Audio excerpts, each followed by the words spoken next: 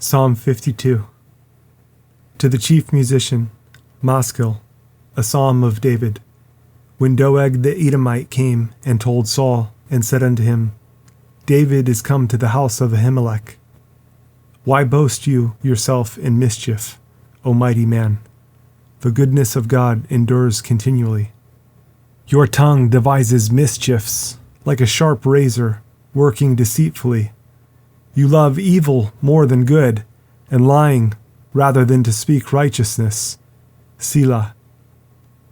You love all devouring words, O you deceitful tongue. God shall likewise destroy you forever. He shall take you away, and pluck you out of your dwelling place, and root you out of the land of the living. Selah. The righteous also shall see, and fear, and shall laugh at him. Lo, this is the man that made not God his strength, but trusted in the abundance of his riches, and strengthened himself in his wickedness. But I am like a green olive tree in the house of God. I trust in the mercy of God forever and ever. I will praise you forever, because you have done it, and I will wait on your name, for it is good before your saints.